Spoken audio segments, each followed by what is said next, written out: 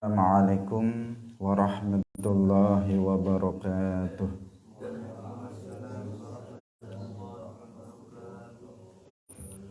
Alhamdulillahi rabbil alamin. Lahu ni'matu wa lahul fadlu wa lahu thana'ul hasan. Wa salawatullahil barrir rahim wal malaikatil muqarrabin ala sayyidina wa maulana Muhammadin wa ala alihi wa ashabihi at-tayyibin at-tahirin. Allahumma la sahla illa ma ja'altahu sahla wa anta taj'alul hazna idza syi'ta sahla. Allahumma arzuqna al-ikhlasa fi niyyati wal qawli wal amal wa ba'du. Ila nabiyil mustafa sallallahu alaihi wasallam wa ikhwanihi minal anbiya'i wal mursalin wa syuhada'i was salihin, khususan ila sultanil awliya Syekh Abdul Qadir Al-Jilani wa Syekh Ahmad Ar-Rifa'i wa Syekh Bahauddin An-Naqsyabandi wa Syekhina Abdullah Al-Harari wa ila arwahi muassisi jam'iyyati Nahdlatul Ulama Syekh Muhammad Hashim Ash'ari wa Syekh Bisri Sansuri wa Syekh Abdullah Hasbuwah wa ila arwahi jami'i ahli al-qubur minal muslimin wal muslimat. Al-Fatihah. A'udzu billahi minasy syaithanir rajim. Bismillahirrahmanirrahim. Alhamdulillahi rabbil alamin. Ar-Rahmanir Rahim. Maliki yaumiddin. Iyyaka na'budu wa iyyaka nasta'in. Ihdinas siratal mustaqim. Siratal ladzina an'amta 'alaihim ghairil maghdubi 'alaihim waladdallin. Amin. Hadirin hadirat kaum muslimin muslimat, pemirsa Madu TV rahimakumullah. Alhamdulillah, kita bersyukur kepada Allah Subhanahu wa taala pagi hari ini. Allah Subhanahu wa taala melimpahkan nikmat-nikmatnya kepada kita semuanya, terutama nikmat taufik. Karena dengan taufik Allah Subhanahu wa taala pagi hari ini kita bisa bersama-sama dalam pengajian tafsir ayatil ahkam. Semoga Allah Subhanahu wa taala menerima amal soleh yang kita lakukan dan memberikan pahala yang sempurna nanti pada hari kiamat. Amin ya rabbal alamin. Salawat dan salam semoga tetap terlimpahkan kepada Nabi Agung Nabi Muhammad sallallahu alaihi wasallam, para sahabatnya, keluarganya, serta seluruh umat Islam yang mengikuti beliau ila yaumil qiyamah. Hadirin rahimakumullah, mari kita ikhlaskan niat kita masing-masing, kita ngaji lillahi ta'ala. Kita masih dalam penafsiran surat Al-Baqarah ayat 185, yaitu firman Allah Subhanahu wa ta'ala, Syahrul Ramadan alladzi unzila fihi al-Qur'anu hudan lin-nasi wa bayyinatin minal huda wal furqan. Faman syahida minkumus syahra falyasum wa man kana maridan aw ala safarin fa'iddatun min ayyamin ukhar. Suratul Baqarah ayat 185.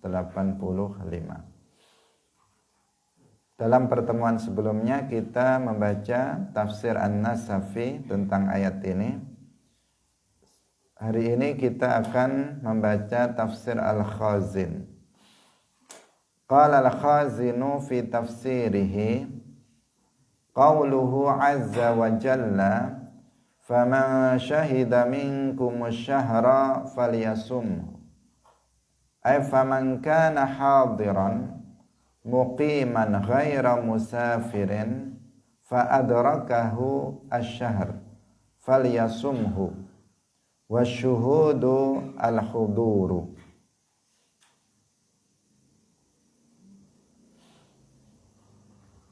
Barang siapa yang hadir, artinya dia bermukim, tidak sedang dalam bepergian, kemudian dia mendapati bulan, maka dia wajib untuk berpuasa. Syahida atau asyuhud di sini artinya adalah al-hudur. Sama dengan penafsiran para ulama yang lainnya yang kemarin kita sebutkan. Bahwa faman syahida artinya faman hadara minkumus syahra falyasumhu. Ini satu pendapat. Tetapi Al-Khazin mengemukakan pendapat yang lain. Beliau mengatakan waqila huwa mahmulun 'alal 'adati bi musyahadati syahr wa hiya ru'yatul hilali. Walidzalika qala an-nabiyyu sallallahu alaihi wasallam sumu li ru'yatihi wa aftiru li ru'yatihi. Akhrajahu fi sahihain. La wala khilafa annahu yasumu ramadhana man ra'al hilala wa man ukhbira bihi. Wakhtalafa al-ulama fi wajhil khabar anhu, minhum man qala yujzi'u fihi khabarul wahidi qalahu Abu Thawr, wa minhum man ajrahu mujra syahadati fi sairil huquqi qalahu Malik, wa minhum man ajra awwalahu mujral akhbari faqubila fihi khabarul wahidi wa ujriya akhirahu mujra syahadati fala yuqbalu fi akhirih aqallu min itsnaini qalahu Syafi'i. Hadirin rahimakumullah,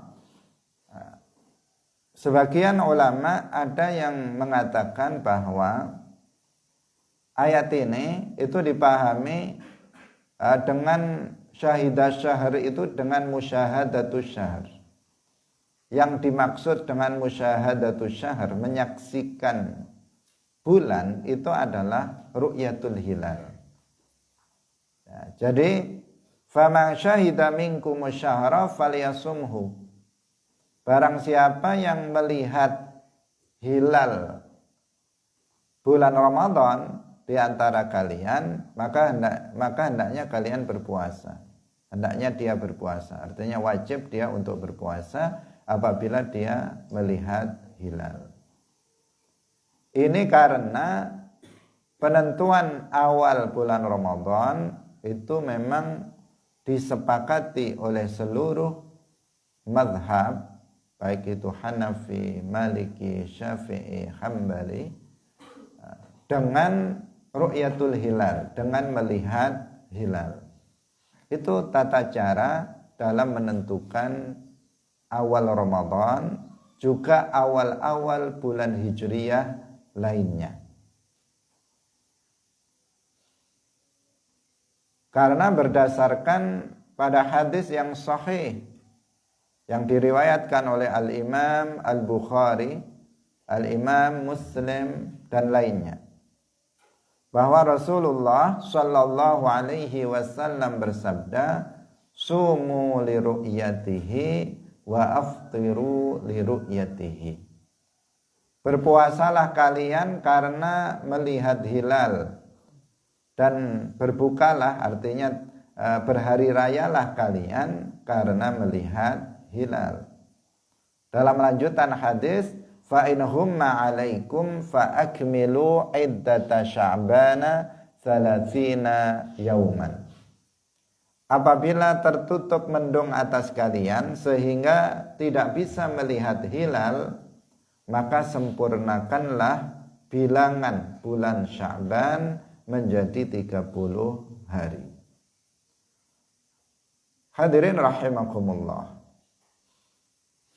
Jadi dalam hal penentuan awal bulan Ramadan ini sudah mujma' alaih, sudah disepakati oleh seluruh mazhab yang ada, tidak ada khilaf di antara para ulama bahwa caranya adalah dengan ru'yatul hilal, dengan melihat hilal.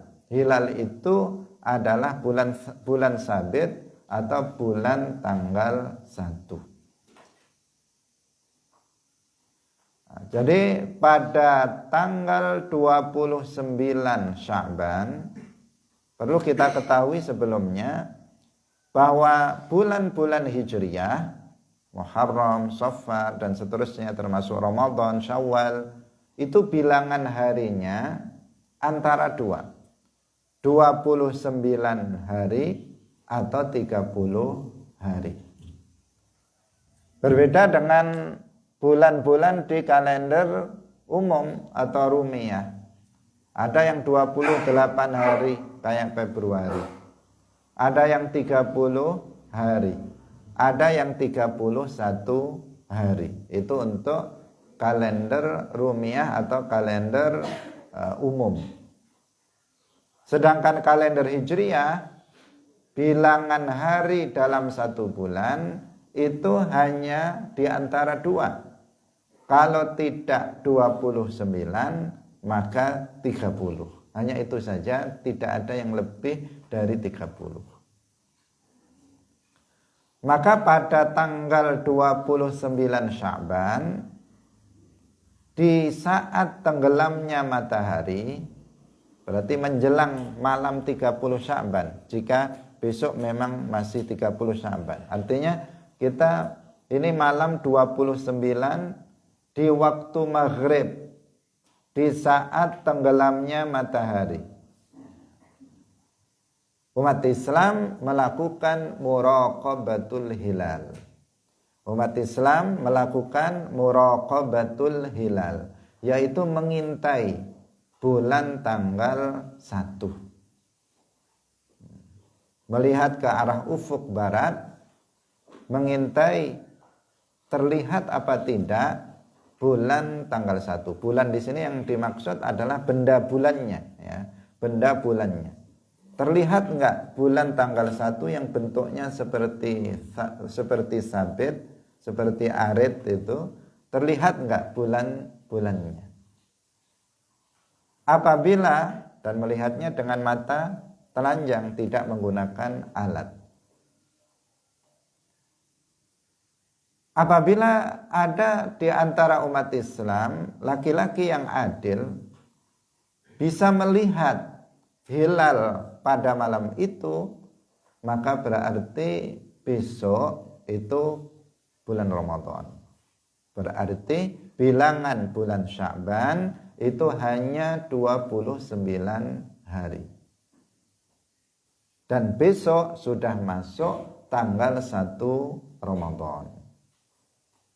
Tetapi apabila tidak ada seorang pun yang bisa melihat hilal pada waktu itu, malam 30 di saat maghrib tanggal 29 Sya'ban itu, gak ada satupun yang berhasil untuk melihat hilal, fa'akmilu iddata Sya'bana 30 yauman. Maka sempurnakanlah bilangan hari di bulan Sya'ban menjadi 30. Kalau sudah 30 hari berarti sudah sempurna, karena gak ada yang lebih dari 30 hari bulan itu. Maka sempurnakanlah bilangan hari bulan Sya'ban menjadi 30. Berarti besok itu tanggal 30 Sya'ban dan lusanya baru masuk tanggal 1 Ramadan. Nah, itu tata cara untuk menentukan awal bulan Ramadan dan bulan-bulan Hijriah yang lain, dan ini adalah sesuatu yang mujma' alaih, sesuatu yang disepakati oleh para ulama. Kenapa? Karena memang sudah ada nasnya di dalam hadis Rasulullah sallallahu alaihi wasallam, sumu li ru'yatihi wa aftiru li ru'yatihi. Fa in ghumma 'alaikum fa akmilu iddata sya'bana 30 yauman. Sebagian ulama juga mendasarkan pada ayat ini, faman syahida minkumus syahra falyasumhu. Barang siapa yang melihat bulan, artinya dia bisa melihat hilal bulan Ramadan, maka dia wajib untuk berpuasa. Ini versi penafsiran sebagian ulama yang lainnya. Hadirin rahimakumullah, untuk menentukan awal bulan tidak dengan ilmu falak atau tidak dengan hisab, dengan hitung menghitung, tetapi dengan ru'yatul hilal sebagaimana disebutkan oleh Rasulullah sallallahu alaihi wasallam.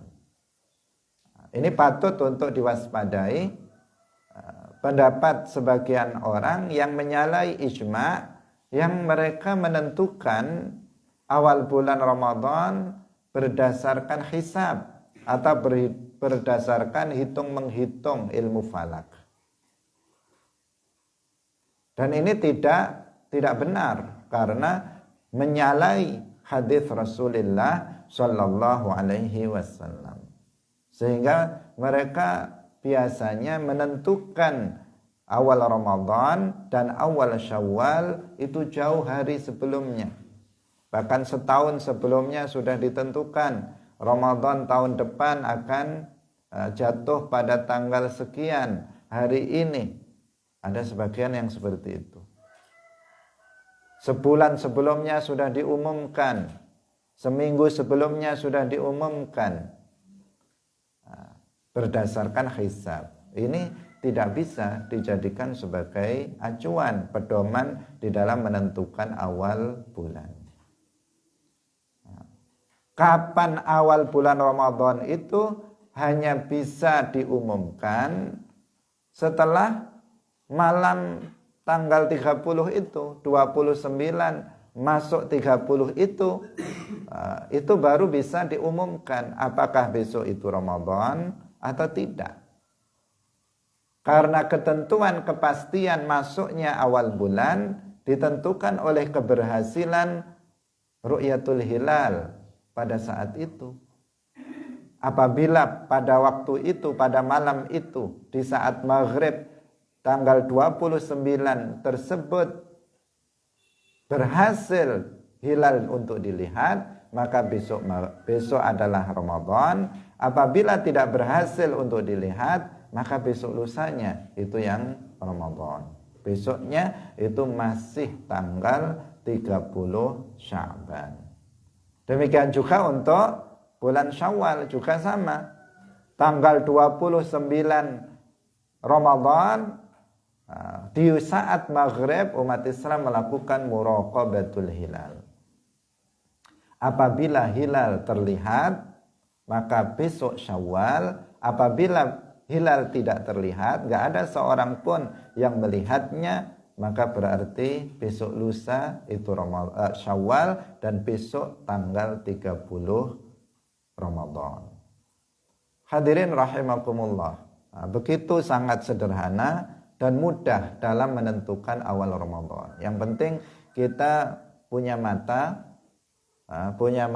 begitu tanggal 29 malam 30 diarahkan matanya ke arah ufuk barat, terlihat hilal besok Ramadan, tidak bisa besok lusanya. Begitu sangat mudah dalam penentuan awal Ramadan, tidak sulit. Namun kemudian ada yang tidak tunduk terhadap ketentuan syariat, terhadap ketentuan yang disampaikan oleh Rasulullah Sallallahu Alaihi Wasallam, dengan kemudian menggunakan hisab yang menjadikan munculnya banyak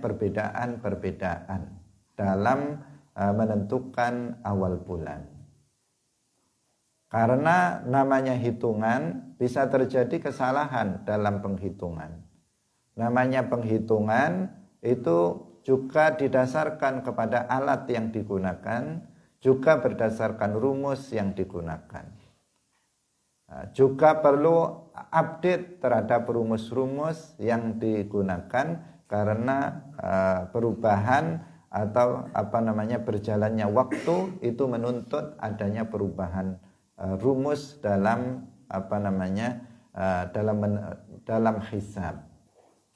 Hadirin rahimakumullah, Rasulullah Shallallahu Alaihi Wasallam bersabda dalam hadis yang lain, nahnu ummatun ummiyatun, la naktubu wa la nahsubu, asyahru hakadha wa hakadha. Kita ini adalah umat yang kebanyakan itu adalah ummi, tidak bisa membaca dan tidak bisa menulis. Artinya pada masa Rasulullah itu ummi, tidak membaca, tidak menulis, dan banyak para sahabat yang juga ummi.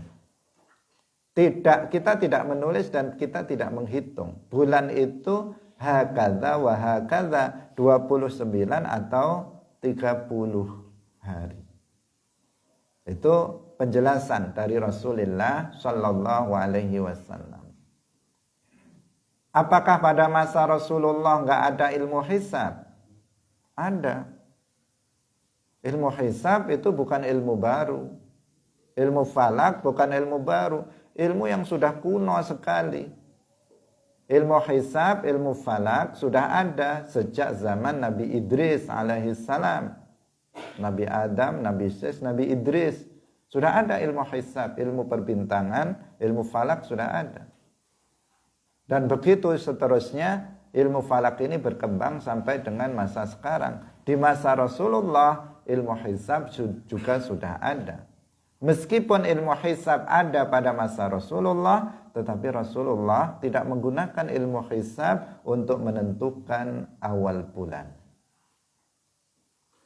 Pada masa A'immah Arba'ah, pada masa Al-Imam Abu Hanifah, Al-Imam Malik, Al-Imam Asy-Syafi'i, Al-Imam Ahmad bin Hanbal, ilmu falak, ilmu hisab juga maju.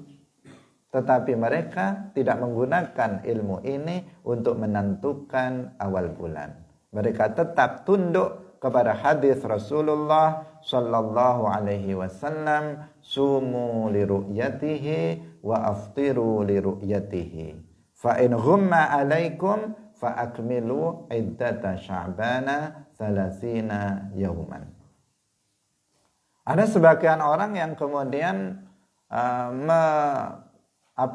merubah makna hadis tersebut. Mengatakan sumu li ru'yatihi, berpuasalah kalian li ru'yatihi. Mereka mengatakan bahwa ru'yah yang dimaksud dalam hadis ini adalah ru'yah ilmiyah. Ru'yah ilmiyah, ru'yah berdasarkan ilmu. Bukan ru'yah dengan mata kepala, tetapi ru'yah berdasarkan ilmu, yaitu ilmu hisab.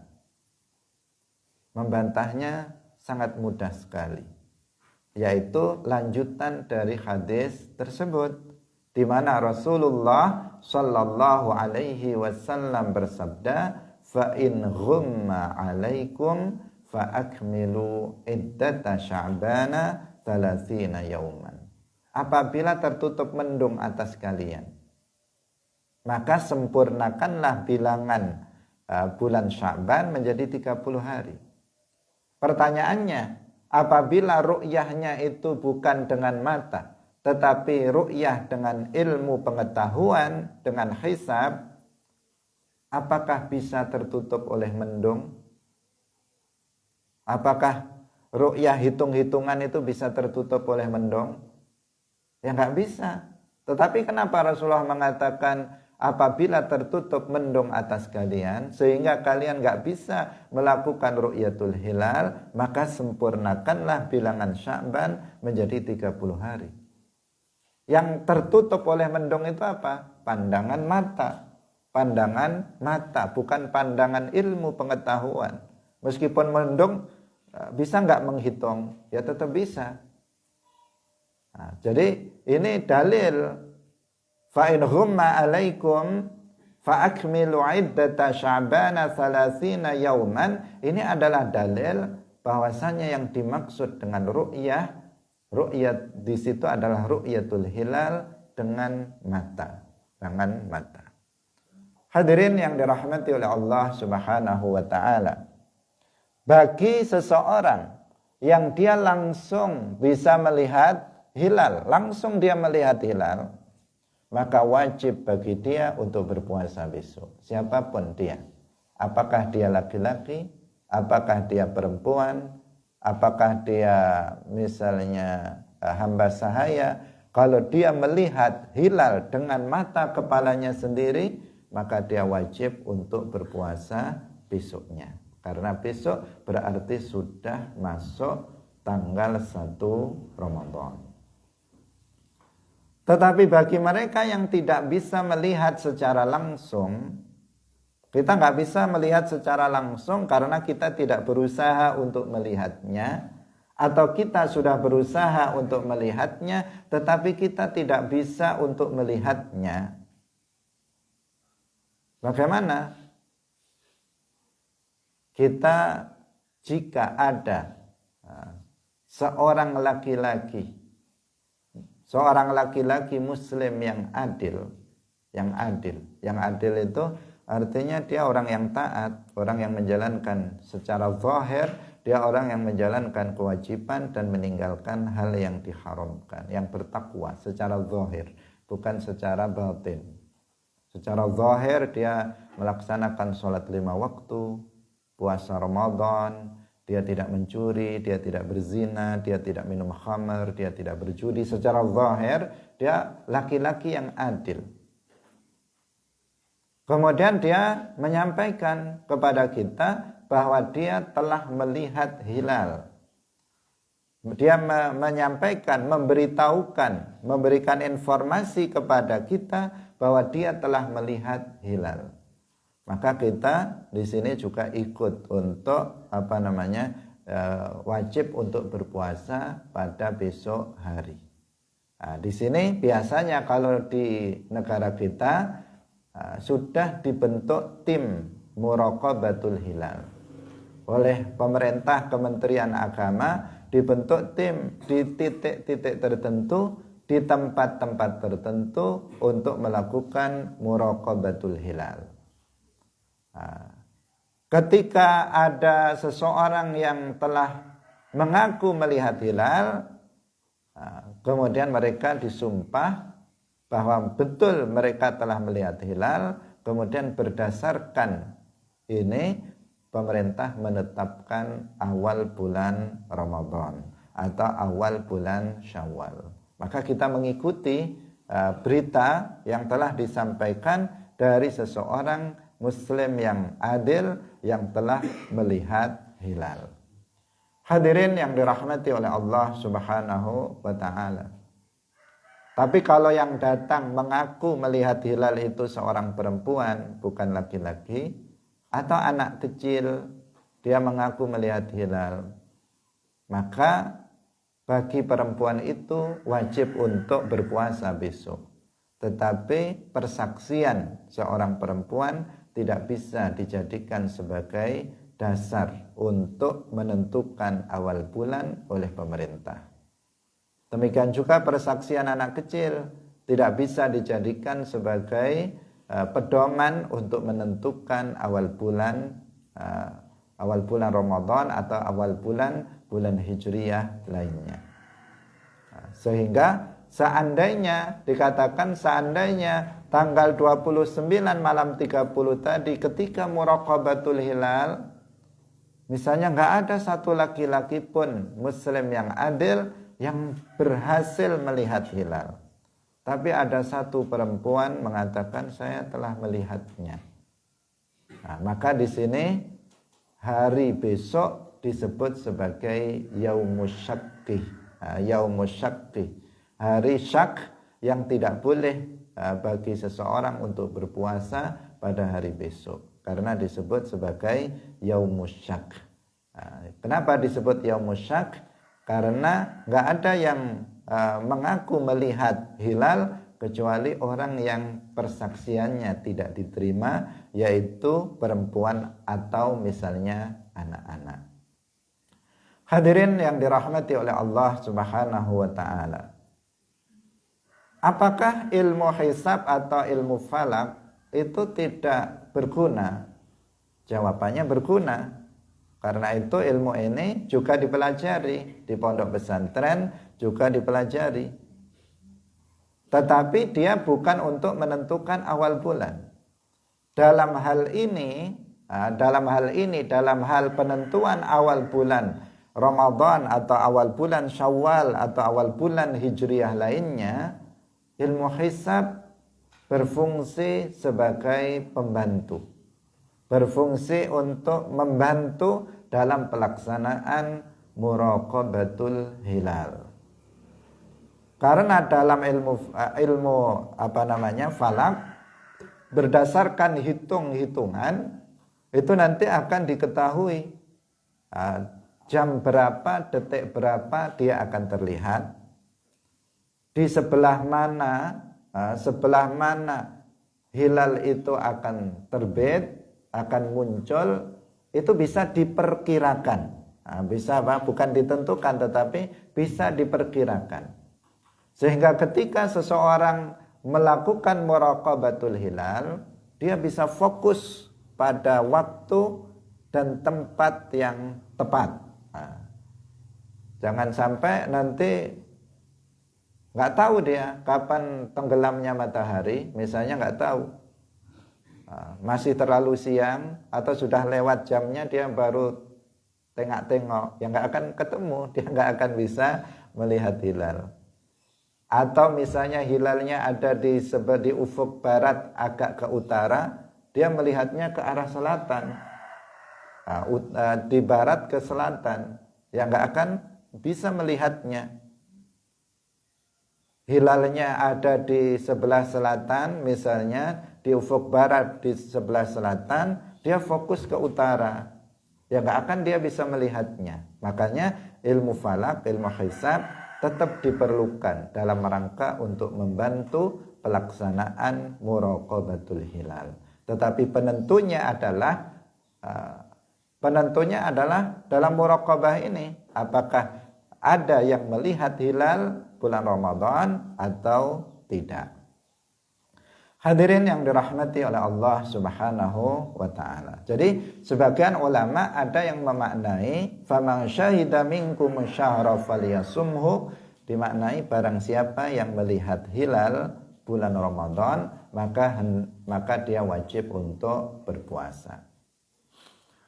Hadirin rahimakumullah. Wa man kana maridan aw ala safarin fa iddatun min ayyamin ukhar. Innama karrarahu li'anna Allah ta'ala dzakara fil ayatil ula takhyiral maridi wal musafiri wal muqimis sahih, thumma nusikha takhyirul muqim as-sahih biqaulihi faman syahida minkum syahra falyasum. Di sini kita melihat ada pengulangan ayat. Pada ayat sebelumnya, sekarang kita ayat berapa? 185. Al-Baqarah 185. Pada ayat sebelumnya 184. Itu ada ayat yang bacaannya sama, tapi awalnya berbeda. Ayyamam ma'dudat faman kana minkum maridan aw ala safarin fa iddatum min ayyamin ukhar wa 'alal ladzina yutiqunahu fidyatun ta'amu miskin. Ayat berapa? 184 Al-Baqarah. Ada bunyi ayat faman kana minkum maridan aw ala safarin fa'iddatum min ayyamin ukhar. Barang siapa di antara kalian yang sakit atau dalam perjalanan kemudian dia tidak berpuasa, maka wajib bagi dia untuk mengganti atau mengqadha puasanya pada hari yang lain. Dan bagi orang yang mampu untuk tidak puasa, bagi orang yang mampu untuk puasa, dia boleh untuk memilih antara puasa dan membayar fidyah. Tapi ini kemudian dinasakh, hukum ini dinasakh, dihapus, yaitu dengan ayat 185, faman syahida minkumus syahra falyasumhu. Sehingga tidak ada pilihan. Kalau seseorang itu mampu untuk berpuasa, maka enggak ada pilihan bagi dia wajib untuk berpuasa. Tidak bisa menggantinya dengan fidyah. Kemudian pada ayat 185 diulang lagi kata fama syahida minkumus syahra falyasumhu. Setelah ini wa man kana maridan aw ala safarin fa iddatum min ayyamin ukhar. Yang diulang yang mana? Wa man kana maridan aw ala safarin fa iddatum min ayyamin ukhar. Diulang. Pertanyaannya kenapa kok diulang? Mengulangnya masih dekat. Tadi 184, sekarang 185. Hanya selisih satu ayat, tapi sudah ada pengulangan. Wa man kana maridan aw ala safarin fa iddatum min ayyamin ukhar. Al-Khazin menjelaskan bahwa pengulangan ini karena Allah pada ayat yang pertama sudah menyebutkan pilihan bagi orang yang sakit, orang yang musafir dan mukim yang sehat, bahwa dia ada pilihan untuk berpuasa atau membayar fidyah. Kemudian hukum itu dinasakh, hukum adanya pilihan khusus untuk yang mukim, khusus untuk orang yang mukim, itu hukumnya dinasakh. Mukim yang sehat itu hukumnya apa? Dinasakh dengan ayat faman syahida minkumus syahra falyasumhu. Kalau seandainya tidak ada diulang, wa man kana maridhan, ini tidak diulang, maka akan mengandung kemungkinan pemahaman bahwa yang dinasakh itu seluruhnya. Bahwa bagi orang yang sakit, bagi orang yang musafir, bagi orang yang di rumah yang sehat, yang mampu untuk puasa, semuanya enggak boleh untuk tidak berpuasa. Semuanya wajib untuk puasa, meskipun sakit, meskipun musafir. Kenapa? Karena itu disebutkan pada ayat 184, kemudian dinasakh dengan ayat 185. Sehingga seakan-akan nanti memunculkan pemahaman bahwa yang dinasakh itu seluruhnya, bukan hanya orang yang mukim, yang sehat, yang enggak boleh untuk tidak berpuasa, tetapi juga orang yang musafir dan sakit juga tidak boleh tidak berpuasa. Wajib untuk berpuasa semuanya, sakit, musafir dan seterusnya. Akan menimbulkan pemahaman kayak begitu. Karena itulah maka diulang lagi faman kana maridhan aw ala safarin fa iddatum min ayyamin ukhar. Berarti yang sakit sama musafir tidak dinasakh. Hukum untuk orang yang sakit dan musafir tidak dinasakh, bahwa orang yang sakit dan musafir dia tetap diperbolehkan untuk tidak berpuasa, dan apabila dia tidak puasa maka dia wajib untuk mengqadhanya pada hari yang lain. Fa'a'ada ba'da dzikrin nasikhi ar-rukhsata lil maridi wal musafir liya'lam anna al-hukma baqin 'ala ma kana alaihi. Nah, jadi setelah nasakh tadi kemudian disebutkan rukhsah untuk orang yang sakit dan orang yang bepergian untuk diketahui bahwa hukumnya itu tetap untuk musafir dan marid, hukumnya tetap tidak dinasakh, yaitu mereka tetap boleh memilih antara berpuasa atau tidak berpuasa. Hanya saja jika dia tidak berpuasa, dia wajib untuk mengqadha puasa yang ditinggalkannya sesuai dengan jumlah hari yang dia tinggalkan. Wa qauluhu ta'ala fa'iddatum min ayyamin ukhar, ma'nahu fa'aftara fa'alaihi iddatun min ayyamin ukhar. Artinya barang siapa yang sakit atau bepergian kemudian dia tidak berpuasa, maka dia wajib untuk mengqadha bilangan hari yang lain di hari-hari yang lain. Mengqadhanya, menggantinya. Kalau dia enggak puasa 2 hari, maka diganti dengan puasa 2 hari di luar Ramadan. Dan seterusnya. Fadzahiru hadza annahu yajuzu qada'us shaum mutafarriqan wa in kana tatabu'u aula. Zahir dari ayat ini menjelaskan bahwasanya boleh untuk mengqadha puasa itu secara terpisah-pisah. Meskipun secara berurut itu lebih utama. Misalnya kita memiliki hutang puasa karena sakit atau musafir 5 hari. Kemudian kita berpuasa setiap misalnya hari Senin atau hari Kamis. Hari Senin ini saya puasa qadhaan. Karena kalau Senin banyak temannya, biar enggak terasa berat kalau ada temannya. Kemudian dia hari Senin dia berniat untuk puasa qadha. Kawan-kawannya puasa Senin, dia puasa qadha. Nanti hari Kamis dia puasa qadha lagi. Minggu depan Senin, Kamis, sampai selesai. Jadi dipisah-pisah, tidak secara berurut. Yang seperti itu boleh. Yang seperti itu qadha, yang seperti itu diperbolehkan. Tetapi kalau dilakukan qadha itu secara berurut, berturut 5 hari, misalnya dia tidak berpuasa di bulan Ramadan karena sakit, kemudian dia mengqadhanya setelah 1 Syawal, misalnya dia langsung puasa 5 hari berturut-turut.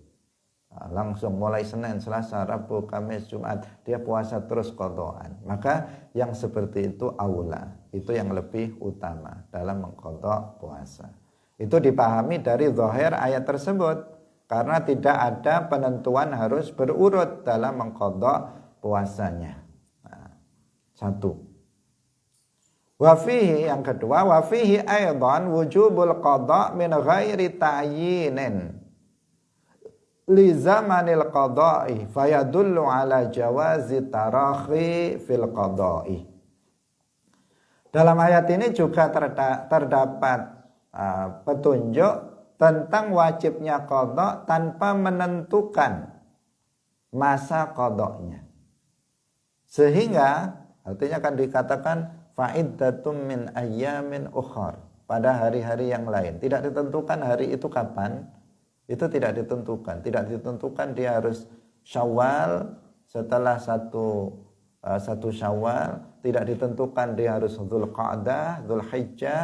Tidak ditentukan dia Muharram. Tidak ada penentuan. Yang penting di hari-hari yang lain. Terserah di hari yang lain itu apakah dia akan mengqadhanya di bulan Rabiul Awal, apakah dia mau mengqadhanya di bulan Syawal, ataukah dia akan mengqadhanya di bulan Sya'ban, sudah mendekati Ramadan lagi, itu tidak masalah. Tidak masalah. Karena ada juga hadis wa yadullu alaihi aidan ma ruwiya an Aisyah qalat kana yakunu alayya shaumu min Ramadan fama astati'u an aqdiya illa fi Sya'ban. Dzaka min as-sughli bin nabiyyi sallallahu alaihi wasallam, akhrajahu fi sahihain. hadis Aisyah bahwa Sayyidah Aisyah zaujatun Nabi, istri Nabi, beliau mengatakan, aku pernah memiliki tanggungan puasa qadha Ramadan dan aku tidak bisa untuk mengqadhanya kecuali pada bulan Sya'ban. Nah, beliau mengqadhanya pada bulan Sya'ban, artinya apa? Sudah mendekati Ramadan lagi, dan itu tidak masalah. Nah, itu tidak masalah yang seperti itu. Kecuali para ulama mengatakan, yaitu seseorang yang membatalkan puasanya dengan jima. Di siang hari di bulan Ramadan dia menggauli istrinya, dia membatalkan puasanya dengan itu, maka di sini dia wajib untuk yajibu alaihil qada'u fauran. Dia wajib untuk mengqadhanya secara langsung. Secara langsung itu bagaimana? Setelah masuk Syawal, tanggal 1 Syawal, tanggal 2 Syawal, dia harus sudah mengqadha puasanya. Karena dia jatuh kepada dosa besar dan dia akan mendapatkan kafarah karena telah membatalkan puasanya dengan jima. Ini pengecualian. Tapi kalau seseorang itu tidak berpuasa karena dia sakit atau dia dalam bepergian jauh, atau seorang perempuan dia sedang haid atau dia nifas sehingga dia tidak berpuasa sejumlah hari di mana dia dalam kondisi uzur tersebut, maka dia bisa mengqadhanya kapan saja. Yang penting belum masuk pada bulan Ramadan berikutnya. Karena jika sampai masuk pada Ramadan berikutnya, ini nanti akan para ulama menjelaskan, berarti dia nggak bisa mengqadha tahun itu, harus diqadha nanti setelah Ramadan yang kedua ini. Para ulama mengatakan ditambah, selain dia qadhanya tetap wajib, dia ditambah untuk membayar fidyah. 1 mud setiap harinya diberikan kepada orang miskin. Kalau seorang perempuan misalnya, dia 7 hari punya qadha puasa, sampai bulan Ramadan berikutnya dia belum mengqadhanya, sampai masuk Ramadan berikutnya, maka nanti setelah Syawal atau setelah 1 Syawal dia wajib untuk tetap mengqadhanya plus membayar fidyah setiap harinya. Berarti 7 kali 1 mud dia juga wajib untuk membayarnya, karena dia telah melalaikan qadhanya sehingga masuk pada Ramadan berikutnya. Hadirin rahimakumullah, ini penafsiran yang ada dalam tafsir Al-Khazin dari surat Al-Baqarah ayat 185. Insyaallah kita masih akan lanjutkan ayat-ayat yang membahas tentang masalah puasa ini dalam pertemuan berikutnya. Kurang lebihnya mohon maaf. Barakallahu fikum, wallahul muwaffiq ila aqwamit thariq. Wassalamualaikum warahmatullahi wabarakatuh. La ilaha illallah. Allahumma salli ala sayyidina Muhammad wa ala alihi wa sahbihi wa sallim. Rabbi ghfirli wa liwalidayya wa lil mu'minina wal mu'minat.